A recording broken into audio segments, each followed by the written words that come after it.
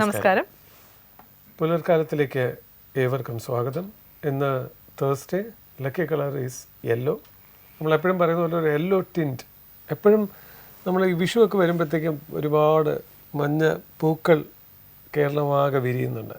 ആ സമയത്ത് ഒരു യെല്ലോ, അതിനെന്താ പറയുന്നത്, ആംബർ ടോൺ അല്ലേ, ഒരു ആംബർ ടോൺ, അത് it signs a good omen to start. അതുപോലെ ഇന്നത്തെ പുലർക്കാലം ഞങ്ങൾ എല്ലാവർക്കും നല്ല ഒരു ദിവസമായിക്കൊള്ളട്ടെ എന്ന് പ്രാർത്ഥിച്ചു. യെല്ലോ കളർ എന്നൊക്കെ നമ്മൾ പറയുന്നതിന് കാരണം അതൊരു ഇൻസ്പിറേഷനാണ്. ഒരു ഇൻസ്പിറേഷൻ പറയുന്നത് നമുക്ക് വേണ്ടി മാത്രമല്ല, നമുക്ക് വേണ്ടപ്പെട്ടവർക്ക് വേണ്ടി കൂടി നമുക്കൊരു ഇൻസ്പിറേഷൻ ആകാൻ സാധിച്ചാൽ അവർക്ക് ജീവിതത്തിൽ എന്തെങ്കിലുമൊക്കെ സാധിക്കാൻ ആയിട്ട് ഈ ഒരു ഇൻസ്പിറേഷൻ അവരെ ഭയങ്കരമായിട്ട് ഹെൽപ്പ് ചെയ്യുന്നുള്ളതാണ്. അപ്പോൾ ഏതിനായാലും, ഇൻസ്പിറേഷൻ ആയാലും, നമ്മളൊരാളെ ഹെൽപ്പ് ചെയ്യാനാണെങ്കിലും എന്തിനായാലും ഒരു ലക്ക് ഫാക്ടർ കൂടി വേണം അതിന്. അപ്പോൾ ഇന്നത്തെ ദിവസത്തെ ഏറ്റവും വലിയ ഫേവറബിൾ കളർ എന്ന് പറയുന്നത് യെല്ലോ.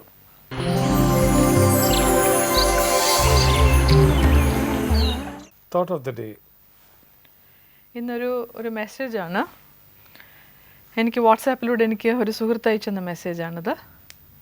അതൊരു ചാർലി ചാപ്ലിൻ്റെ വളരെ ഫേമസ് ആയിട്ടുള്ളൊരു സ്റ്റേറ്റ്മെൻറ്റാണിത്. I have many problems in my life but my lips don't know that they always smile. വളരെ ടച്ചിങ് ആയിട്ടുള്ളൊരു വരികൾ അല്ലേ. ചാർലി ചാപ്ലിൻ എന്ന് പറഞ്ഞാൽ എനിക്കൊന്ന് ലോകത്തെ ഏറ്റവും കൂടുതൽ ചിരിപ്പിക്കുകയും ചിന്തിപ്പിക്കുകയും ചെയ്തിട്ടുള്ള ഒരു കലാകാരൻ. ആ കലാകാരൻ അദ്ദേഹത്തിൻ്റെ സ്വകാര്യമായ സങ്കടങ്ങളൊന്നുമേ പുറത്ത് കാണിച്ചിട്ടില്ല. അതിൻ്റെ വരികളാണ് ഈ പറയുന്നത്. I have many problems in my life but my lips don't no they always smile. കലാകാരന്മാരും അങ്ങനെയാണ്. അതെ, ശരിക്കും അവർക്ക് ഒരുപാട് വിഷമങ്ങൾ കാണും, പക്ഷെ അവരെപ്പോഴും ചിരിച്ച് കാണണം എന്നാണ് പ്രേക്ഷകർ കാണുന്നത്. അതെ, അവർക്ക് അവരുടേതായ ഒരു ലൈഫ് ഉണ്ടെന്ന് തോന്നുന്നു ആരും അറിയാറേയില്ല. അതൊരു ബ്ലെസ്സിങ്ങും കൂടിയാണ് അല്ലേ. മറ്റുള്ളവരെ എപ്പോഴും സന്തോഷിപ്പിക്കാൻ കഴിയുന്നത് കലാകാരന്മാർക്ക് തന്നെയാണ്. അതിൻ്റെ ഏറ്റവും വലിയ എക്സാമ്പിൾ തന്നെയാണ് ചാർലി ചാപ്ലിൻ. അതുകൊണ്ട് തന്നെയാണിത് തോട്ട് ഓഫ് ദ ഡേ ആയിട്ട് പറയാൻ ഞങ്ങൾ തീരുമാനിച്ചതും. അപ്പോൾ കലാകാരന്മാർ മാത്രമല്ല, എല്ലാവർക്കും അങ്ങനെ ആകാൻ സാധിച്ചാൽ അതൊരു വലിയ നല്ല കാര്യം തന്നെയാണ്. ഒന്ന് ചിരിക്കുമ്പോൾ, ഒന്ന് പുഞ്ചിരിക്കുമ്പോൾ നമ്മുടെ ഫേസ് വാല്യൂ കൂടുന്നതിനോടൊപ്പം നമ്മുടെ മുന്നിൽ നിൽക്കുന്ന ആൾക്കും ഒരു പ്രത്യേക ഒരു പോസിറ്റീവ് എനർജി കൂടി കിട്ടുകയാണ്. ആ വിധത്തിൽ നമ്മുടെ സങ്കടങ്ങൾ പറഞ്ഞ് മറ്റുള്ളവരെ വിഷമിപ്പിച്ച് ബോറടിപ്പിക്കാതെ നമ്മുടെ സങ്കടങ്ങൾ ഒതുക്കിക്കൊണ്ട് പുറമെ ഒന്ന് ചിരിക്കാൻ സാധിച്ചാൽ, നന്മയോടെ ചിരിക്കാൻ സാധിച്ചാൽ നല്ലത് തന്നെയാണ്.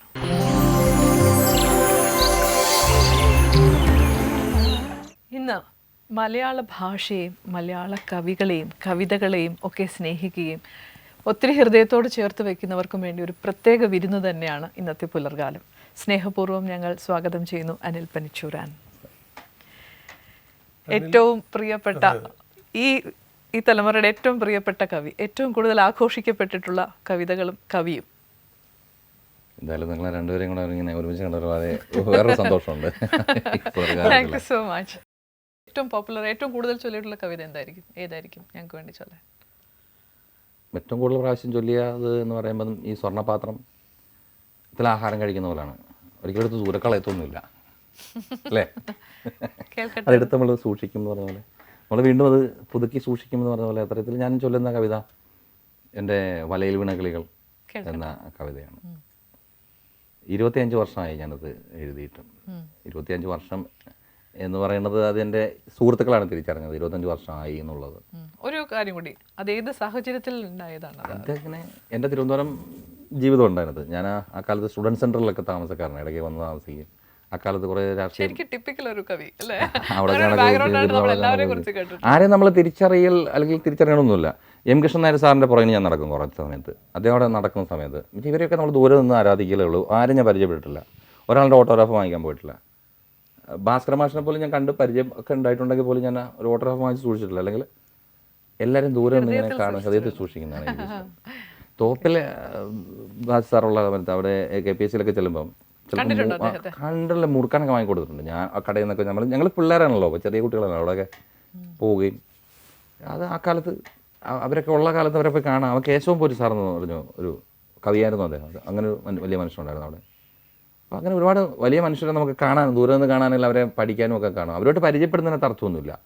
ഈ വലിയ ബഹുമാനരായ വ്യക്തികളെ ഞാൻ ദൂരെ നിന്നാണ് പലപ്പോഴും ഇഷ്ടപ്പെട്ടിരുന്നത്. എന്ന് പറഞ്ഞാൽ ഞാൻ ചിലപ്പോൾ ചില ഘോര പ്രവർത്തനം ചെയ്തിട്ടുണ്ട്. ഞാൻ അയ്യപ്പ പണിക്കർ സാർ എന്നോട് വലിയ കാര്യം ഉണ്ടായിരുന്ന കവിയാണ്. അദ്ദേഹം എനിക്കൊരു കത്തയച്ചു, മലയാള കവിതയിൽ ഒരു കവിത കൊടുക്കണം, അയച്ചു തരണം എന്ന് പറഞ്ഞിട്ട്. ഇപ്പോഴും ഞാൻ കാർഡ് സൂക്ഷിക്കുന്നുണ്ട്. അതിന് ഞാൻ തിരിച്ച് മറുപടിയായി കവിത അയച്ചു കൊടുത്തില്ലെന്ന് മാത്രമല്ല, അദ്ദേഹത്തിനൊരു നല്ല കത്തെഴുതാൻ നല്ല വാക്കുകൾ തേടി വർഷങ്ങൾ കാത്തിരുന്നു എന്നുള്ളതാണ്. അക്നോളജ് ചെയ്തില്ല ലെറ്റർ. ആ ലെറ്ററിന് അക്നോളജി അപ്പം കൊടുക്കുന്നത്, നല്ല വാക്ക് എഴുതാൻ വേണ്ടി കാത്തിരിക്കുകയായിരുന്നു. കുറേ വർഷങ്ങൾക്ക് ശേഷം അദ്ദേഹം എന്നെ കണ്ടപ്പോൾ ചോദിച്ചത്, അനിൽ ഭയങ്കര മടിയനാണല്ലോ, അത് എഴുതി അയച്ചു തന്നില്ലല്ലോ. അയ്യോ പാവം. സാഹിത്യ അക്കാദമിയുടെ പുസ്തകത്തിൽ ചേർക്കാനാണ് ചോദിക്കുന്നത്, 22 വയസ്സുള്ള എന്നോട്. എന്നിട്ടാണ് ഞാനത് കൊടുക്കാഞ്ഞത് പുള്ളിയുടെ വിരോധം കൊണ്ടല്ല, അത് പുള്ളി ബഹുമാനം കൂടുതലാണ്. ഞാൻ ഏതെടുത്ത് കൊടുക്കും നമുക്കറിയത്തില്ല. നമുക്കറിയില്ല പുള്ളിക്ക് എന്ത് ഇഷ്ടപ്പെടും, അത്തരങ്ങൾ കാരണങ്ങളുമുണ്ട്. ഇത്ര ഫൈൻ ഫീലിങ്സ് ഉള്ള ആളാണ് കവി അല്ലേ? അങ്ങനെ അതിട്ട് കൊടുത്തില്ല എന്നുള്ളതാണ്. പക്ഷെ പുള്ളിക്ക് ഒരു പക്ഷേ അങ്ങനെ അല്ലെന്ന് പിന്നെ മനസ്സിലായി. ഞാൻ പറഞ്ഞു സാർ ഏത് തരും എന്നൊക്കെ എനിക്ക് അറിയാൻ വയ്യാതെ ഞാനത് അങ്ങനെ ആയിപ്പോയി എന്ന് പറഞ്ഞു. അപ്പോൾ പുള്ളിക്ക് മനസ്സിലായി അത്. പിന്നെ ആ കവിത 25 years സെലിബ്രേറ്റ് ചെയ്യുന്ന കവിത. വലയിൽ വീണ കിളികളാണ് നാം, വലയിൽ വീണ കിളികളാണ് നാം, ചിറകൊടിഞ്ഞൊരിണകളാണ് നാം, വഴിവിളക്ക് കണ്ണ് ചിമ്മുമീ വഴിയിലെന്ത് നമ്മൾ പാടണം, വെയിലെരിഞ്ഞ വയലിലന്നു നാം കൊയ്ത്തുപാട്ടു കേട്ടു പാറവേ, ഞാനൊടിച്ച കതിരു പങ്കിടാൻ കൂടണഞ്ഞ പെൺകിടാവു നീ, വേടനിട്ട കെണിയിൽ വീണു നാം വേർപെടുന്നു നമ്മളേകരായി, കൂട്ടിലന്ന് പങ്കുവച്ചൊരാ പൊൻകിനാക്കളിനി വിരിയുമോ, ചാഞ്ഞ കൊമ്പിലന്ന് ശാരികേ ഊഞ്ഞലാടി പാട്ട് പാടി നീ, നിന്റെ ചിറകിൻ ചൂടു തേടി ഞാൻ ചിറകടിച്ച ചകിത കാമുകൻ, വാണിഭച്ചരക്ക് നമ്മളീ തെരുവിൽ നമ്മൾ വഴിപിരിയോർ, വേടനെന്നെ വിറ്റിടുമ്പോൾ നീ വേദനിച്ചു ചിറകടിക്കൊല, നിന്നെ വാങ്ങുമേതൊരുവനും ധന്യനാകുമെൻ്റെ ഓമനേ, നിന്നെ വാങ്ങുമേതൊരുവനും ധന്യനാകുമെൻ്റെ ഓമനേ, എൻ്റെ കൂട്ടിലെന്നും ഏകനായി നിന്നെ ഓർത്തു പാട്ട് പാടും ഞാൻ, എന്നുമെന്നും എൻ്റെ നെഞ്ചകം കൊഞ്ചും മൊഴി നിന്നെ ഓർത്തിടും, വില പറഞ്ഞു വാങ്ങിടുന്നിതാ എൻ്റെ കൂടൊരുത്തനിതാ, തലയറഞ്ഞ് ചത്തു ഞാൻ വരും നിന്റെ പാട്ട് കേൾക്കുവാനുയർ, തലയറഞ്ഞ് ചത്തു ഞാൻ വരും നിന്റെ പാട്ട് കേൾക്കുവാനുയർ, കൂടുവിട്ട് കൂടു പായുമെൻ മോഹമാര് കൂട്ടിലാക്കിടും, കൂടുവിട്ട് കൂടു പായുമെൻ മോഹമാര് കൂട്ടിലാക്കിടും. സോ വലയിൽ വീണ കിളികളാണ് നാം, ചിറകൊടിഞ്ഞൊരിണകളാണ് നാം, വഴിവിളക്ക് കണ്ണ് ചിമ്മുമീ വഴിയിലെന്ത് നമ്മൾ പാടണം. ഓ ഇങ്ങനെയൊക്കെ സ്നേഹിക്കുന്ന ആത്മാക്കളുണ്ടോ?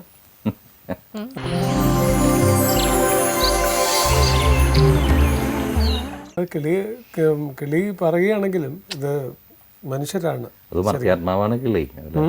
ഓരോ മനുഷ്യാത്മാവും ഓരോ കിളിയാണ്. ഇന്നും അത്രയും തീവ്രമായ സ്നേഹമൊക്കെ ഉണ്ടോ എന്ന് സംശയം. 25 വർഷം മുൻപേ എഴുതിയ കവിത ഇന്ന് എഴുതുമായിരുന്നോ? അങ്ങനെ പറയാൻ പറ്റില്ല. അത് തന്നെ വളർന്നിട്ടുണ്ട് എൻ്റെ ഉള്ളിൽ. അത് ഒരു പക്ഷേ ആ പ്രായത്തിൻ്റെ ഒരു പ്രണയാഭിലാഷങ്ങൾ ഒരു പക്ഷേ ആ കവിതയിലുണ്ടാകും. പക്ഷെ അതിലെ അവസാനം ഞാൻ നിർത്തുന്നത് കൂട് വിട്ട് കൂട് പായുന്ന മോഹത്തെ ആർക്കും കൂട്ടിലാക്കാൻ പറ്റില്ല എന്നുള്ളത്. അത് ഒരേ സമയം സ്പിരിച്വാലിറ്റിയും വിപ്ലവം ഉണ്ട്. അതെന്താണ്? രണ്ടുണ്ട്. മോഹത്തെ കൂട് വിട്ട് കൂട് പായുന്ന മോഹത്തെ ആർക്ക് പിടിക്കാൻ പറ്റും?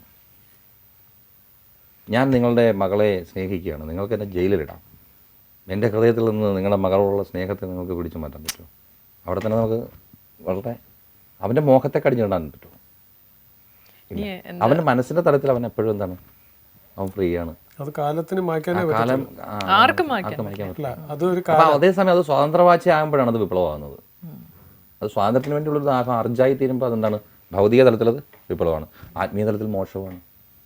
ഇത് ഇരിക്കുന്ന കൂട്, ആത്മാവാകുന്ന കിളിയിരിക്കുന്ന കൂടാണ് ശരീരം എന്നാണ്. ക്ഷേത്രമിതം കൗന്ദയ എന്നൊക്കെ ഭഗവത്ഗീതയിൽ പറയുന്നതിൻ്റെ അർത്ഥം അതാണ്. ഇത് ശരീരം ഒരു കൂടാണ്, ഇതിലാണ് പഞ്ചരമാണ്, പഞ്ചരസ്ഥമാണ്, അസ്ഥി പഞ്ചരം എന്നൊക്കെ കേൾക്കാല്ലേ. പഞ്ചരസ്ഥമാണ് നമ്മുടെ ഉള്ളിൽ, പഞ്ചരങ്ങളിലാണ്, പഞ്ചരത്തിനകത്ത ഉള്ളിലാണ്, ഒരു കിളിക്കൂട്ടിലാണ് നമ്മൾ വസിക്കുന്നത് എന്നുള്ളതാണ് സത്യം. ദൈവം എത്ര ഇതായിട്ടാണ് നമ്മുടെ ശരീരം ഉണ്ടാക്കിയിരിക്കുന്നത് അല്ലേ? ഞാൻ ഇതിൽ പറഞ്ഞതുപോലെ എത്ര തന്നെ ഒരു സാധാരണക്കാരൻ ഏതൊക്കെ രീതിയിൽ എക്സ്പ്രസ് ചെയ്താലും, ഇതിപ്പോൾ ഒരു അമ്മയ്ക്ക് കുഞ്ഞിനോട് തോന്നുന്ന ഒരു വാത്സല്യമായാലും, ഒരു കാമുകന് കാമുകിയോട് തോന്നുന്ന ഒരു പ്രണയമായാലും, ഒരു സാധാരണ വ്യക്തിക്ക് തൻ്റെ ദേശത്തോട് തോന്നുന്ന ഭക്തിയാകണം, ഈശ്വരനെ അറിയുന്നതാണെങ്കിലും സെൽഫ്ലെസ് ആവണം. അവിടെയാണ് ഈ മൂന്നിലും സെൽഫ്ലെസ് ആകുന്നതിലാണ്. ഇതെല്ലാം ഏറ്റവും പവർഫുള്ളായി എക്സ്പ്രസ് ചെയ്തത് കവിതയാണെന്ന് ഞാൻ 100 വട്ടം പറയും. അമ്മ കുഞ്ഞിനോട് സ്നേഹം കാണിക്കും, പക്ഷെ കുഞ്ഞ് വളർന്നു കഴിയുമ്പോൾ ഞാൻ നിന്നെ 10 മാസം ചുമന്നാണെന്നൊക്കെ പറഞ്ഞിട്ട് ഈ സെയിം കാര്യം അതിന് ബില്ലൊക്കെ എഴുതും. തീർച്ചയായും ഇത് കാലാന്തരത്തിലാണ്. ഈ സ്നേഹം എന്ന് പറഞ്ഞാൽ ഊർജ്ജമില്ല അമ്മയുടെ, അതെല്ലാ ജീവികളിലും ഉണ്ട്, മനുഷ്യന് മാത്രമല്ല. മനുഷ്യനാണത് ബൗദ്ധികമായി ഒരുപാട് കാലത്തേക്ക് നിലനിർത്തുന്നത് എന്നുള്ളതേ ഉള്ളൂ. അത് പട്ടിക്കുണ്ട്, എൻ്റെ കുഞ്ഞിനോട് സ്നേഹമില്ലേ, കാക്കയ്ക്ക് തൻ പെൺകുഞ്ഞല്ലേ, പക്ഷെ കൊത്തി ഓടിക്കും ഈ ജീവികളെല്ലാം മക്കളെ. എന്നുവെച്ചാൽ അത് സ്നേഹം ഒരു പീരിയോഡിക്കലാണ്, ഒരു ടൈം വരെയാണ് അത് കൊടുത്തിരിക്കുന്നത്. അത്രയും ആർജം അങ്ങനെ വരുള്ളൂ. ജീവിതത്തിൽ ഒരകല്ലുകളുണ്ട് ജീവിതത്തിൽ. അവിടെ അതെപ്പോഴാണെന്ന് വെച്ചാൽ നിങ്ങളും നിങ്ങളുടെ കൂട്ടുകാരിയുടെ കുഞ്ഞും നിങ്ങളുടെ കയ്യിലുള്ളപ്പോൾ 2 ഒഴുക്കിൽപ്പെട്ടാൽ നിങ്ങൾ ആരെ പിടിക്കും? ഇങ്ങനെയുള്ള പദപ്രശ്നമല്ലത്, ഇത്തരം ധാർമ്മിക പ്രശ്നങ്ങൾ. നിങ്ങൾ ഒരു ഷിപ്രക്കിലാണെന്ന് വെച്ചോളൂ. 2 കുട്ടികൾ, ഒന്ന് നിങ്ങളുടെ വളരെ അടുത്ത സുഹൃത്തിൻ്റെ മകളാണ്, ഒന്ന് നിങ്ങളുടെ മകളാണ്. 2ഉം ഷിപ്രക്കിലാണ്. അത് പൊളിഞ്ഞു പോയാൽ വെള്ളത്തിൽ ഒഴുകി പോകണം. അതെനിക്കറിയില്ല, എൻ്റെ കാര്യമല്ല, ഓരോ അമ്മയിലും ആ സ്വാർത്ഥത എല്ലാം. പക്ഷേ കുന്തി മാതാവിനെ അങ്ങനെയല്ല വ്യാസൻ അവതരിപ്പിച്ചേക്കുന്നത്. മക്കളെ വരുമ്പോൾ അനിയത്തിയുടെ മക്കൾ കൂടി പ്രാധാന്യം കൊടുക്കണമെന്ന് കൊടുക്കണമെന്നാണ് പറയുന്നത്. മാദ്രിയുടെ മക്കളായിരുന്നു, 2 പേർക്ക് പ്രാധാന്യം കൊടുക്കണമെന്ന് പറഞ്ഞിരുന്ന അമ്മയായിരുന്നു കുന്തി. അങ്ങനെയുണ്ട്, തന്നെ ഏൽപ്പിച്ച ആത്മാവല്ലേ, തൻ്റെ മകനേക്കാൾ അതിന് പ്രാധാന്യം കൊടുക്കുന്നവരും ഉണ്ട്. അവിടെയാണ് ആദർശവും ഈ സെൽഫും തമ്മിലുള്ള പ്രശ്നം നടക്കുന്നത്. അപ്പോൾ ധാർമ്മികമായ ഇത്തരം പ്രശ്നങ്ങളാണോ, എല്ലാത്തിനും ഒരകല്ലുകളുണ്ട് എന്നുള്ള ആ ജീവിതത്തിൽ പഠിക്കുന്നത്. ഒരു വാക്കുകൊണ്ട് നമുക്കൊന്നും തീരുമാനിക്കാൻ പറ്റില്ല എന്നുള്ളതാണ് ഇപ്പം. അപ്പോൾ അമ്മയെന്ന സങ്കല്പത്തിലെ പോലും ഇതാണ്. അമ്മയും സെൽഫ് എവിടെ വരുന്നോ അവിടെ വെച്ച് എന്തായി, അവരുടെ ദിവ്യത്വം നഷ്ടപ്പെട്ടുവാണ്. ഡിവൈനിറ്റി എന്ന് പറയുന്ന സംഭവമുണ്ട് പ്രണയത്തിലും. ഇതുണ്ട്. അങ്ങ് മുമ്പേ പറഞ്ഞ ബാർട്ടർ സിസ്റ്റം അല്ല പ്രണയം. ഞാൻ ചീനി തരാം, നീ പിണ്ണാക്ക് തരൂ. പ്രിയെന്ന് പറയണേ, കൊമ്പിൽ പാതി പകത്ത് തരൂ, കുളമ്പിൽ പാതി പകത്ത് തരൂ, എന്തെങ്കിലും ഇങ്ങോട്ട് തരാനല്ലേ ചോദിക്കണേ. അപ്പം അങ്ങനെ ചോദിക്കില്ല, എന്തെങ്കിലും തരണമെന്നാണല്ലോ വെറുതെ. ആവശ്യക്കാരനാവും, കൈനീട്ടില്ല ആദ്യം തന്നെ. അപ്പം ഇത് തരുമോ എന്ന് ചോദിക്കണതല്ല പ്രണയം.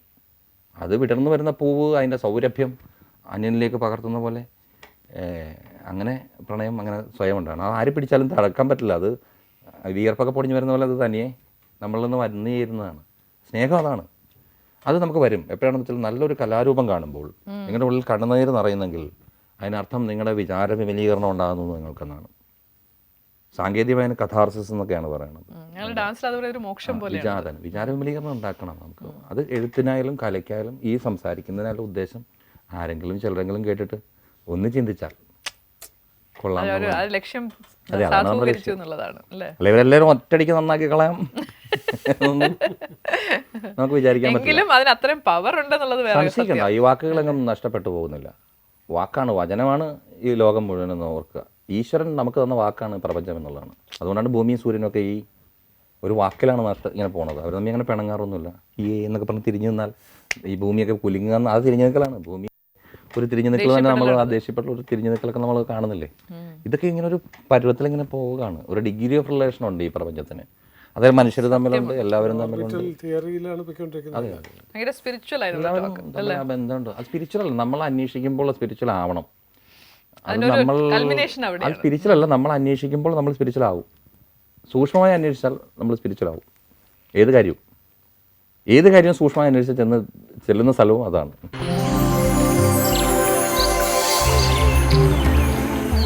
Tips for the audience. ഇത് ഒരു വളരെ യാദൃശ്ചികമായി കിട്ടിയ ഒരു ടിപ്സാണിത്. അതിനകത്ത് പറയുന്നത് ഇപ്പോൾ ഒരു സീസണൽ ഫ്ലൂ ഒക്കെ ഉള്ളൊരു സമയമാണ്. ജലദോഷവും പനിയും ഒക്കെ ഈ ഒരു കാലാവസ്ഥയുടെ വ്യതിയാനം കാരണം എല്ലാവർക്കും കാണുന്ന ഒരു വിഷമമാണത്. പെട്ടെന്നൊരു ചുമയോ ഒരു ജലദോഷമോ ഒക്കെ വന്നാൽ ഒരു ഫസ്റ്റ് എയ്ഡ് എന്ന നിലയ്ക്ക് വൈറ്റമിൻ സി ടാബ്ലറ്റ്സ് കഴിക്കുകയാണെങ്കിൽ കൺസിഡറബിൾ ആയിട്ട് നിങ്ങൾക്ക് ആ കോൾഡിനെ അറസ്റ്റ് ചെയ്യാൻ സാധിക്കും എന്നാണ് പറയുന്നത്. സോ എന്തായാലും വലിയ വിഷമമായ ഒരു ഘട്ടത്തിൽ തീർച്ചയായും ഒരു ഡോക്ടറെ അടുത്ത് പോയേ സാധിക്കുകയുള്ളൂ. അങ്ങനെ ഒരു ആരംഭ ഘട്ടങ്ങളൊക്കെ ആണെങ്കിൽ ട്രൈ ഇറ്റ്. ഒരു വൈറ്റമിൻ സി കൊണ്ട് ചിലപ്പോൾ നിങ്ങൾക്ക് ഒരു ചുമയോ ജലദോഷമോ നിങ്ങൾക്ക് അറസ്റ്റ് ചെയ്യാൻ സാധിച്ചേക്കും. ശ്രദ്ധിക്കുക, വൈറ്റമിൻ സി.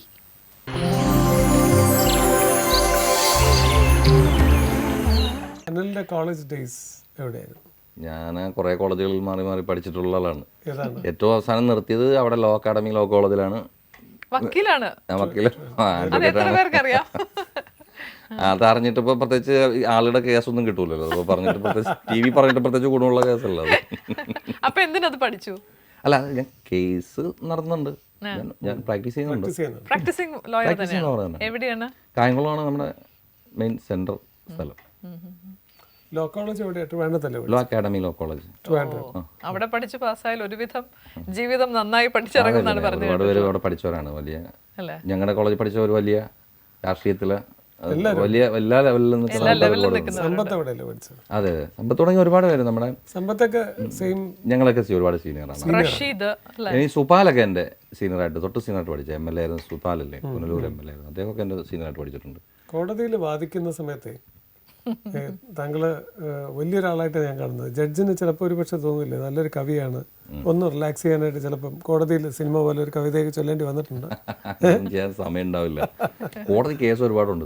പരിഗണനകളുണ്ടോ കലാകാരനെ എവിടെയും പരിഗണിക്കും എന്നുള്ളതാണ്. അത് സംശയമൊന്നുമില്ല.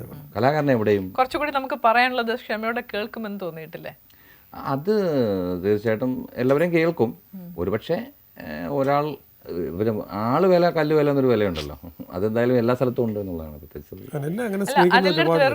സാധാരണ ഈ കലാകാരനൊക്കെ പറയുമ്പോൾ ഭയങ്കര ഹൃദയം കൊണ്ട് എല്ലാത്തിനെയും കാണുന്ന ഒരാളാണ് എന്ന് പൊതുവെ ഒരു ഞാൻ അങ്ങനെയാണെന്ന് എനിക്ക് തോന്നിയിട്ടുമുണ്ട്. അപ്പോൾ ഒരു കലാകാരി എന്ന നിലയ്ക്ക് അപ്പോൾ ഈ വരുന്ന കേസും നിങ്ങളെ അഭിമുഖീകരിക്കുന്ന പ്രശ്നങ്ങളൊക്കെ നിങ്ങൾ അങ്ങനെ തന്നെയാണോ കാണുന്നത്? അതൊരു വേറെ രീതിയിൽ കാണുമോ? ഇപ്പം കേസ് രണ്ടുപേരുണ്ട്. ഇപ്പം വക്കീൽ ജോലി എന്ന് പറയുന്നത് കോടതിയിൽ ചെല്ലണം എന്ന് നിർബന്ധമില്ല. വക്കീലിൻ്റെ ഉപദേശം മതി ഒരാൾക്ക് കേസ് കൊടുക്കാതിരിക്കാനും സഹായിക്കേണ്ടി വരും. ചിലപ്പോൾ ഒരാൾ ചില ആവേശത്തേക്ക് ഒരു കേസ് മണ്ടൻ കേസ് കൊടുത്തെന്ന് വരാം. അത് കൊടുക്കാതിരിക്കാൻ വിലക്കേണ്ട ജോലിയും കൂടെ ഒരു വക്കീലിനുണ്ടെന്നുള്ള ഉപദേശത്തിനകത്ത് അതും പെടും.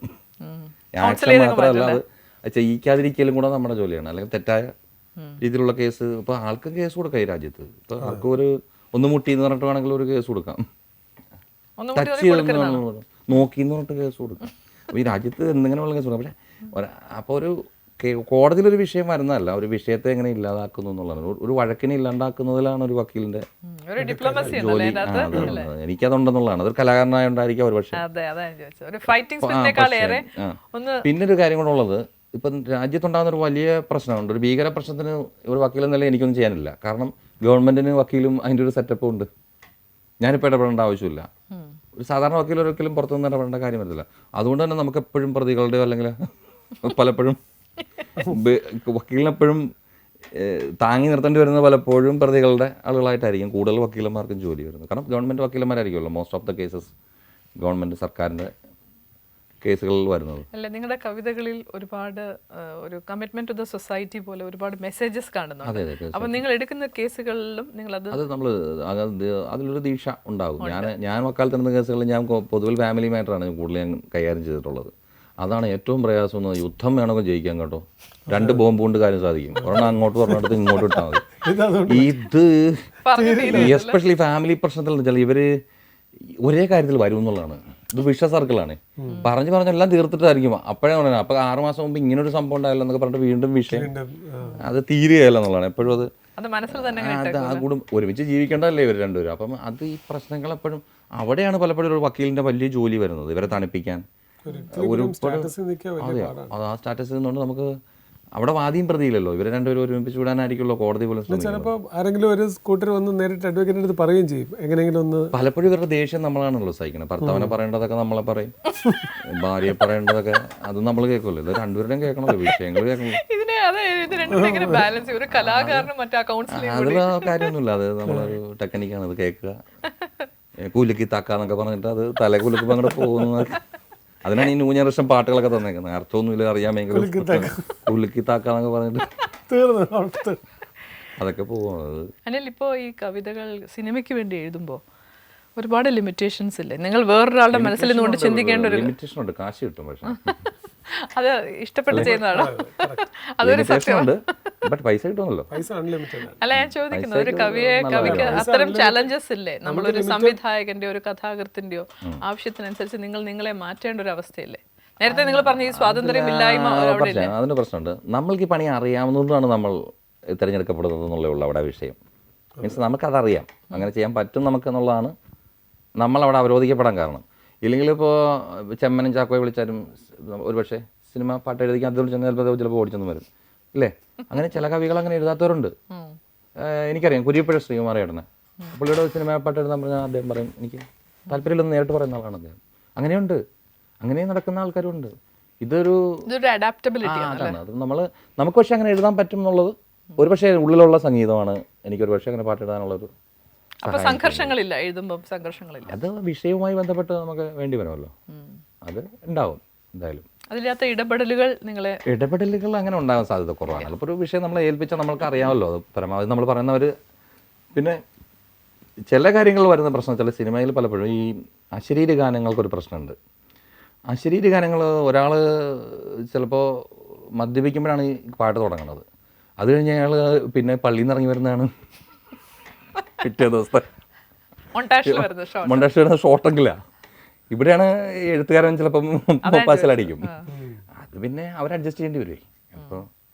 അപ്പം അത് മീൻസ് അത്തരം പാട്ടുകളിലാണ് ഇപ്പോഴും കോമണായ ചില പ്രശ്നങ്ങൾ ഉദയം ചെയ്യാറുണ്ട്. അതൊക്കെ ചില സിറ്റുവേഷനിൽ വരാറുണ്ട്. ഒരു പ്ലസ് പോയിന്റ്, നിങ്ങൾ പാട്ട് പാടുന്നത് കൊണ്ട് കുറച്ചുകൂടെ ഈ സംഗീതം തന്നിട്ട് ഇതിൻ്റെ അകത്ത് ഒരു കവിത എഴുതുമെന്ന് പറയുമ്പോൾ നിങ്ങൾ കുറച്ചുകൂടി എളുപ്പം അത് നമുക്ക് ഗ്രാസ്പ് ചെയ്യാൻ എളുപ്പമാണ് അല്ലേ?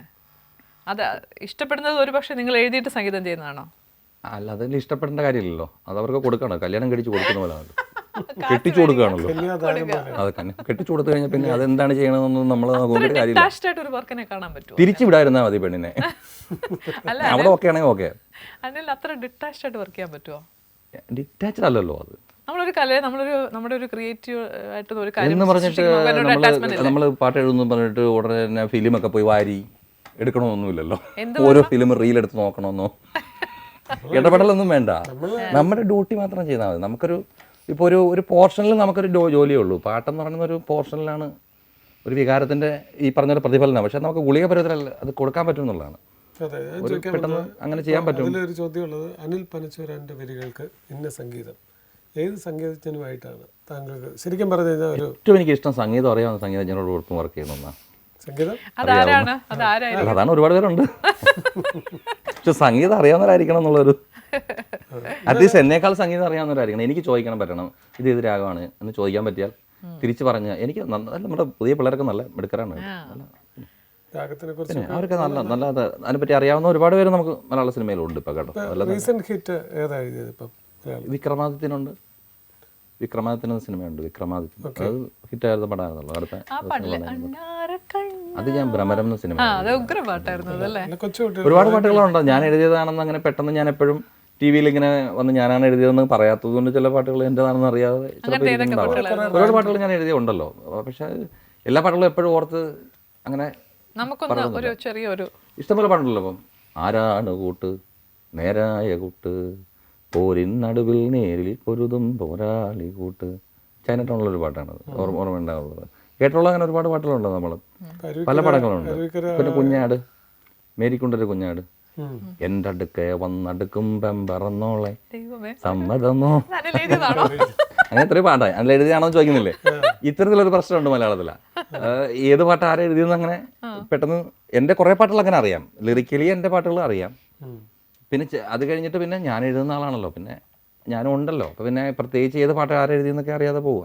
അങ്ങനെ വരുന്നതാണ്. എനിക്ക് അണ്ണാറക്കണ്ണ ഭയങ്കര ഇഷ്ടമുള്ളൊരു പാട്ട്. പിന്നെ ഒരു പ്രശ്നമുണ്ട്, ഈ റേഡിയോയിൽ ഇപ്പോൾ സത്യം പറഞ്ഞാൽ ഞാൻ എഴുതിയവരുടെ പേരൊക്കെ പറയാറില്ല. ഇപ്പൊ പറയാറില്ല, പാടിയതും പറയാറില്ല, അതൊന്നും പറയാറില്ല. അങ്ങനെ പാട്ട് വരുന്നു പരസ്യം വരും, പാട്ട് അങ്ങനെ പക്ഷേ വരുന്നത്. എനിക്കത് FM-ല് ഞാനൊരു റേഡിയോയില് അനിൽ പനച്ചൂരാൻ എന്നുള്ള അത് എനിക്ക് തോന്നുന്നു വിവിധ ഭാരതി, ആകാശവാണി അവരൊക്കെ അത് മാത്രമേ പർട്ടിക്കുലർ പ്രോഗ്രാം ചെയ്യുമ്പോൾ പറയാറില്ല. പക്ഷെ ചിലപ്പോഴൊക്കെ പറയാം പാട്ടാണ് ഓൾ ഇന്ത്യ റേഡിയോ, ആകാശവാണി അവര് കൃത്യമായി പേര് പറഞ്ഞ് പറയും തോന്നുന്നു. മറ്റു ചിലർക്ക് അങ്ങനെ പറയാറില്ല. പാട്ട് കേൾക്കും, പുതിയ പാട്ടുകൾ കേൾപ്പിക്കുന്നുള്ളൂ. ആരാണ് എന്താണെന്നൊന്നും സമയമില്ല.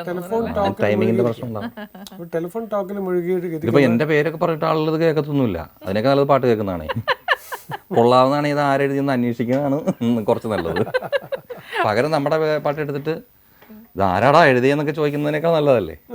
അതിനേക്കാൾ നല്ലത് നമ്മുടെ പേര് പറയുന്നത്. പക്ഷേ ഇത് ഉണ്ടല്ലോ, ചരിത്രത്തിലുണ്ടല്ലോ, നമ്മൾ പറഞ്ഞില്ലെങ്കിലും അതുണ്ടല്ലോ, സത്യം അത് ഉണ്ടല്ലോ. അപ്പോൾ പിന്നെ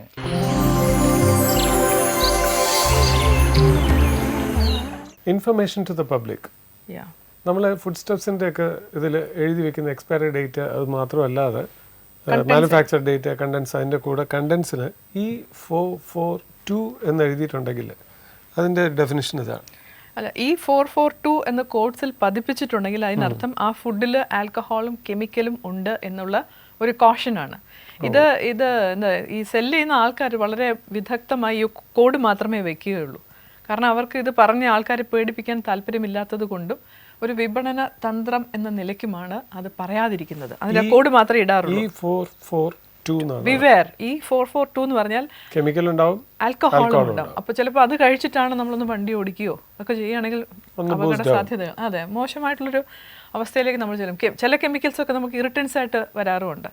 അപ്പോൾ ശ്രദ്ധിക്കുക, അങ്ങനെ ഒരുപാട് കോഡ്സ് നിങ്ങൾക്ക് നെറ്റിൽ ഗൂഗിളിലൊക്കെ പോയാൽ ഇതൊക്കെ മനസ്സിലാവുന്നതേ ഉള്ളൂ. പലപ്പോഴും നമ്മളിതൊക്കെ അജ്ഞരാണ്, ആരും ശ്രദ്ധിക്കാറില്ല. കുട്ടികൾക്കൊക്കെ കൊടുക്കുമ്പോൾ ആൽക്കഹോൾ കണ്ടന്റ് ഉള്ളതൊക്കെ ആരെങ്കിലും കൊടുക്കുമോ? ആൽക്കഹോൾ ഫ്രീ ആയിട്ടുള്ള ഫുഡൊക്കെ വേണം കുട്ടികൾക്കൊക്കെ കൊടുക്കാൻ. ചുമ്മാ കടയിലൊരു അഡ്വർടൈസ്മെൻറ്റ് കണ്ടു വാങ്ങിച്ചു കൊടുത്തു, അങ്ങനെയല്ല. വളരെ അവെയർനെസ് വേണ്ട ഒരു കാലഘട്ടമാണിത്. അല്ലെങ്കിൽ പെട്ടെന്ന് ഈ മാർക്കറ്റിൽ ലഭിക്കുന്ന സാധനങ്ങളിലൂടെ പെട്ടെന്ന് ഈ കൺസ്യൂമറെ പറ്റിക്കാവുന്ന ഒരുപാട് തന്ത്രങ്ങളുണ്ട്. അതിലൊന്നാണ് ഈ പറയുന്നത് E442 എന്ന കോഡിൽ നിങ്ങൾ കാണുകയാണെങ്കിൽ ബിവെയർ, അതിൻ്റെ അകത്ത് ആൽക്കഹോൾ, കെമിക്കൽ കണ്ടൻസ് ഉണ്ട് എന്നർത്ഥം.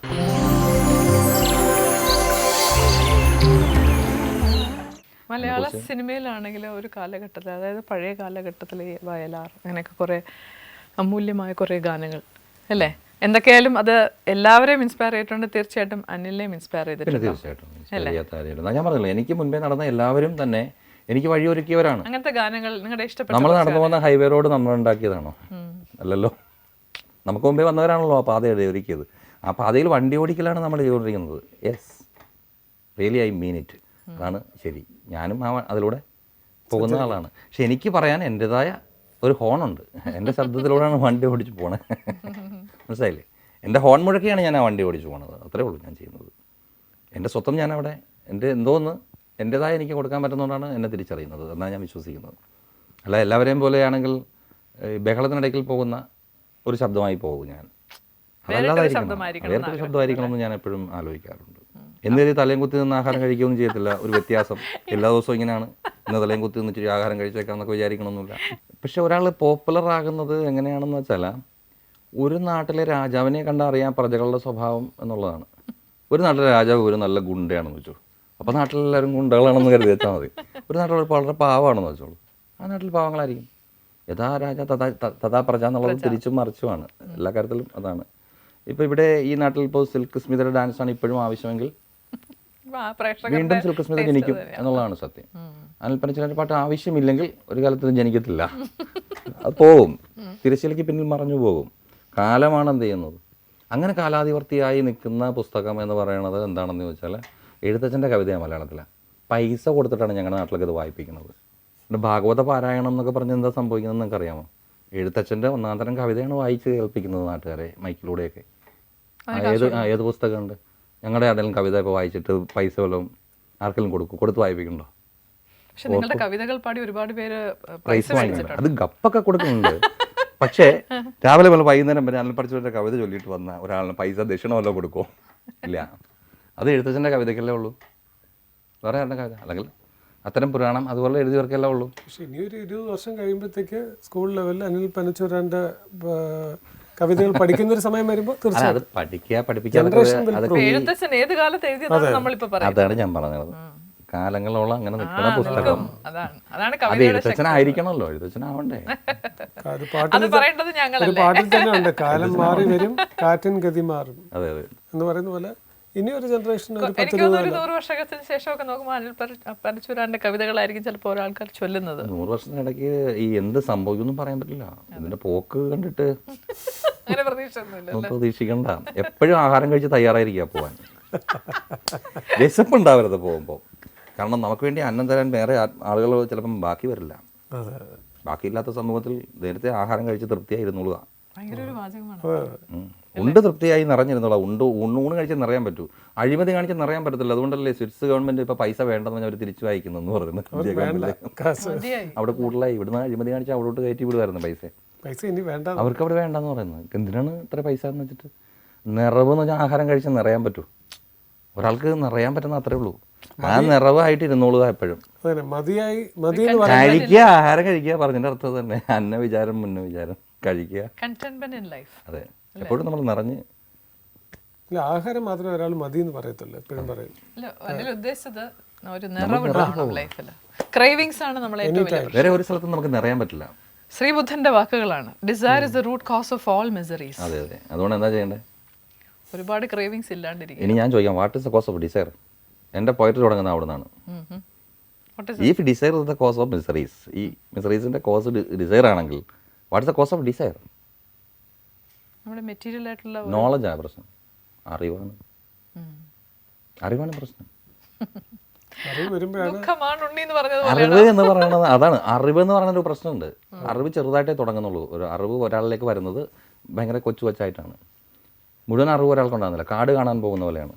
ഒരാൾ കാട് കാണാൻ പോകുന്നെങ്കിൽ എന്താണ് കാണുന്നത്? കാടാണോ മരങ്ങളാണോ? അവിടെയാണ് ദർശനം. ദൂരെ നിന്ന് നോക്കുമ്പോഴാണ് കാട്. അകത്തേക്ക് കയറിയാൽ അത് ഒറ്റപ്പെട്ട വൃക്ഷങ്ങളും അവിടെയാണ്. അവിടെയാണ് നമ്മളൊരു കാഴ്ചപ്പാടിലാണ് ഈ വിഷയം നടക്കുന്നത്, റിയലൈസേഷൻ കിടക്കുന്നത്. അപ്പോൾ അറിവിൻ്റെ പ്രശ്നം അവിടെ കിടക്കുന്നത്. ഇപ്പോൾ അറിവാണ് നമ്മൾക്ക് പല കാര്യങ്ങളിലും ഗുണവും ദോഷവുമായി എന്ത് ചെയ്യണത്, ഡിസയറായി തീരുന്നത്. അപ്പോൾ ആ അറിവ് എന്ന് പറയുന്നതിലാണ് ഈ ലോകം ഇരിക്കുന്നത് എന്നുള്ളതാണ്. അതുകൊണ്ടാണ് അറിവ് പറഞ്ഞു കൊടുക്കണം എന്ന് പറയുന്നത്. അവിടെ പാമ്പുണ്ടാ ആ വഴി പോകല്ലെന്ന് ഒരാൾ പറയണോ? ഞാൻ പോകും എന്ന് പറഞ്ഞ് പോവാണേ പൊക്കോളൂ എന്ന് പറയാനല്ല പറ്റുള്ളൂ. അറിവിന് അത്രയൊരു പ്രശ്നമുണ്ട്. അതൊരു കോഷൻ കൊടുക്കാനേ പറ്റുള്ളൂ. ചില ഗുരുക്കന്മാരുണ്ട് പക്ഷേ പറഞ്ഞിട്ട് അടിയെ കൊടുത്തിട്ട് പറഞ്ഞു വിടും. അതുവഴി വരണ്ടെന്നൊക്കെ പറഞ്ഞു. പോലീസ് ഗുരുവാണ് അദ്ദേഹം കാര്യം പറഞ്ഞു കൊടുക്കണമല്ല, പോടാ അത് വഴി വരണ്ടെന്നൊക്കെ പറഞ്ഞിട്ട് ഓടിച്ചു വിട്ടാണ്. കാര്യം അവൻ്റെ രക്ഷയ്ക്കാണ് ചെയ്യുന്നത്. ഓക്കെ, ചിലരങ്ങനെയല്ല. ഇവനെ പാമ്പ് കടിച്ചോണ്ട് തന്നെ മരുന്നുമായിട്ട് പുറകെ നടക്കും, നന്നാക്കി തരാം. അനുഭവം ഗുരു. ആ ഗുരുവിനെ അടിയിക്കണമെന്ന് ഞാൻ പറയുന്നത്. ആ ഗുരുവിനെ. കാരണം ഇയാളെ വന്ന് വീഴുമ്പോഴെല്ലാം പിടിക്കാനായിട്ട് ഇങ്ങനെ ഇതുമായിട്ട് നടന്ന ഇവനെന്നാണ് പഠിക്കുന്നത്. ജീവിതത്തിൽ നമ്മൾ ഒരുപാട് പഠിക്കുന്നുണ്ട്, ഓരോ ദിവസം പഠിക്കുന്നുണ്ട്.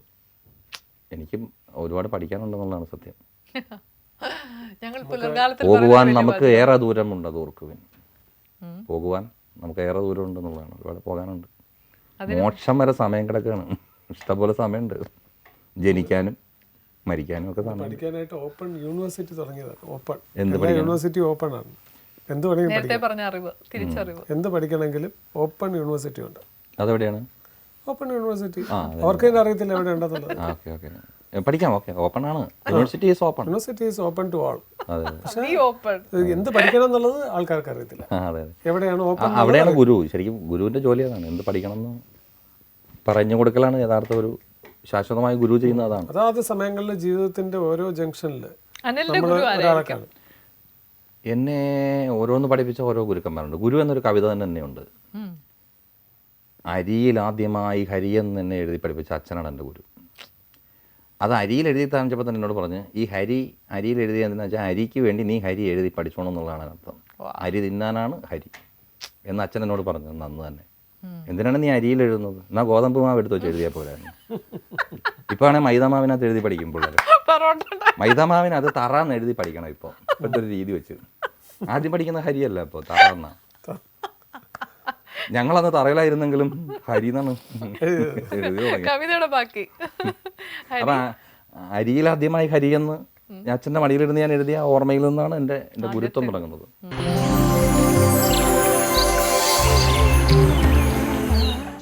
അമ്മയെന്ന് പറഞ്ഞാൽ അമ്മ എന്നെ ഞാനാക്കാൻ വേണ്ടി വേദനിച്ചാണ്, അമ്മ സ്വയം പിളർന്നാണ് എന്നെ ഈ ഭൂമിയിലേക്ക് വിട്ടത്. നോവ് എന്ന് പറയണത് എന്താണെന്ന് പഠിപ്പിച്ച ഗുരുവാണ് അമ്മ എനിക്ക്. നിനക്ക് വേണ്ടി ഞാൻ നോവുന്നു എന്നുള്ള പാഠം പഠിപ്പിക്കുന്ന ആളാണ് ആ ഗുരുവല്ലേ. തൊട്ടാൽ വിദ്യുത് കാന്തം പോലെ ഒരാൾ നമ്മളെ നമ്മുടെ അരികിൽ, കണ്ടാൽ മിന്നൽ പിണർ പോലെ നമ്മളെ ഹൃദയത്തിൽ മിന്നു പോകുന്ന ഒരു പെണ്ണ് നമ്മുടെ അരികിൽ വരുന്നു.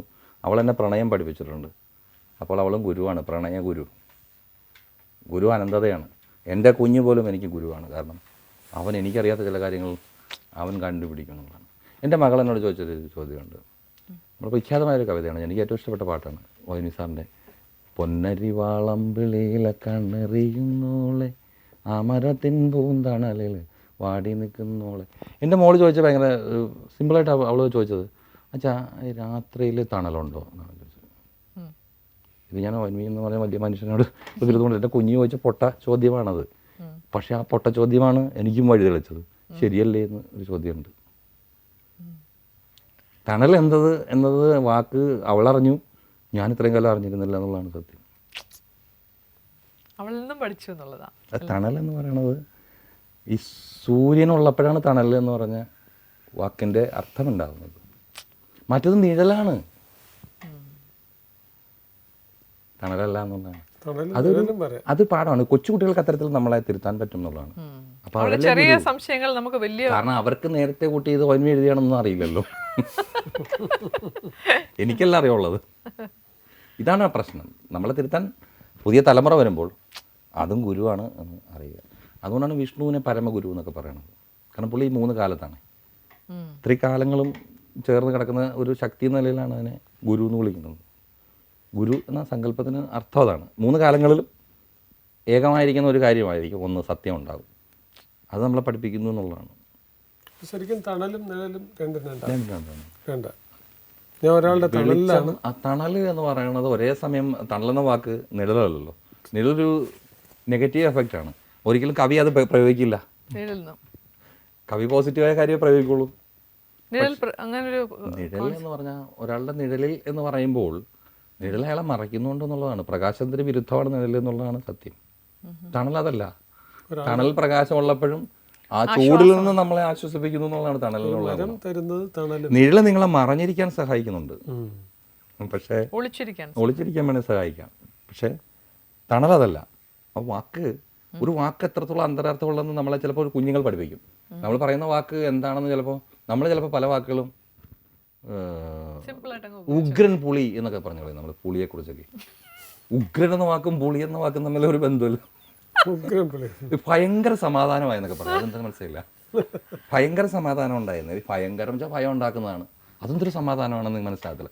മീൻസ് നമ്മൾ അത്തരത്തിൽ വാക്കുകളെ, ഭയങ്കരമായ ഭക്തി എന്നൊക്കെ പറഞ്ഞ പോലെ എല്ലാ കാര്യത്തിലും നമ്മൾ അത്തരം തെറ്റായ വാക്കുകൾ ഉപയോഗിക്കുമ്പം കുട്ടികൾ, പഠിച്ചു വരുന്ന കുട്ടികൾക്ക് നമ്മളെ തിരുത്താൻ പറ്റും എന്നുള്ളതാണ്. കാരണം അവർ ഫ്രഷ് അല്ലേ, അവരുടെ ഉള്ളിൽ ഈ പറഞ്ഞ പ്രശ്നങ്ങളൊന്നും സങ്കീർണ അവസ്ഥയൊന്നും ഇല്ലല്ലോ.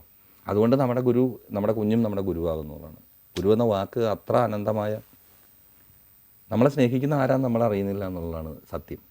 നമ്മൾ കാണുന്നവരല്ല നമ്മളെ സ്നേഹിക്കുന്നത്. ഞാനൊരു സ്കൂളിൽ ചെന്നപ്പോൾ ആ ഒരു കൊച്ചുകുട്ടി നമ്മളോട് ചോദിച്ചതാണ്, ഈ മാത്സ് കണ്ടുപിടിച്ചത് മാൽത്തസാണ്. അപ്പം മാത്സ്, പക്ഷേ പുരാണങ്ങളിൽ 14 ലോകം ഉണ്ടെന്ന് പറഞ്ഞ് ഇപ്പോഴും നമ്മൾ പഠിക്കുന്നില്ലേ എന്ന് വെച്ചു. 14 ഇപ്പോൾ മൾട്ടിപ്ലിക്കേഷൻ അന്നേ ഇല്ലേ?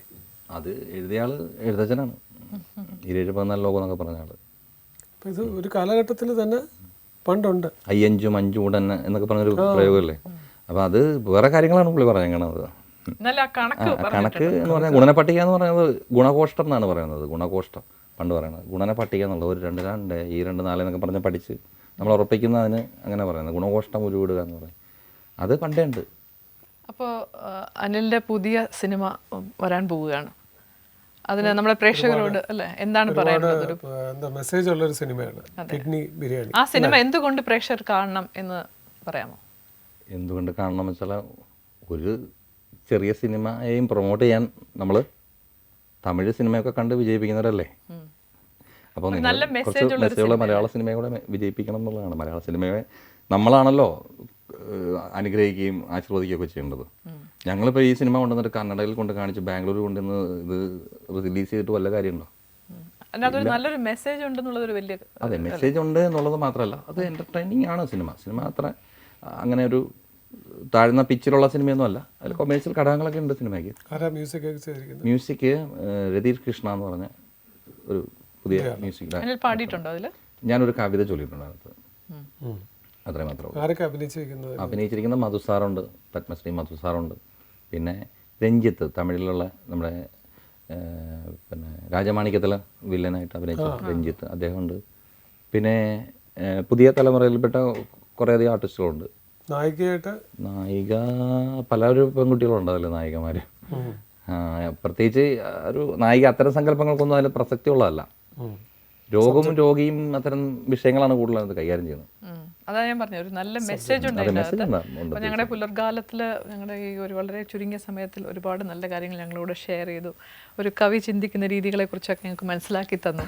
നമ്മളിത് വൈൻഡപ്പ് ചെയ്യുമ്പോഴത്തേക്കും നിങ്ങളുടെ ആ പുതിയ ചിത്രത്തിലെ 2 വരി കവിത ചൊല്ലി നമുക്കിത് വൈൻഡപ്പ് ചെയ്യാം. കടിഞ്ഞു കിടാവിൻ്റെ തലച്ചോറവിച്ചെടുത്തിലയിൽ വിളമ്പിടാം അവസാനത്തെ താഴമായി, കവിട്ടും രക്തത്തിൻ്റെ ചുവപ്പിൻ കറിക്കൂട്ടിൽ കുഴച്ച് കഴിച്ചോളൂ കഥ കഴിയും മുമ്പേ.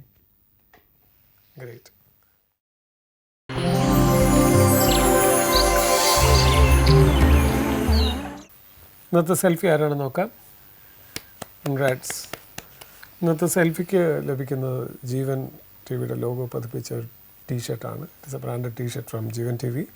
അതുമാത്രമല്ല വിലയേറിയ നിർദ്ദേശങ്ങളും അഭിപ്രായങ്ങളും എല്ലാം ഞങ്ങൾക്ക് എഴുതി അറിയിക്കുന്ന പ്രേക്ഷകരിൽ നിന്നും തിരഞ്ഞെടുക്കുന്ന ഒരു ഫാമിലിക്ക് സോമ ഗ്രൂപ്പ് ഓഫ് ആയുർവേദിക് റിസോർട്ട്സിൻ്റെ 2 nights and 3 days സ്റ്റേ ആണ്. ഇന്നത്തെ പുലർക്കാലം ഇവിടെ അവസാനിക്കുന്നതെങ്കിലും ജീവൻ ടി വിയുടെ പരിപാടികൾ ഇതിനോടൊപ്പം തുടരുകയാണ്. നാളെ രാവിലെ 7:30 മണിക്ക് വീണ്ടും കാണാം. ബൈ.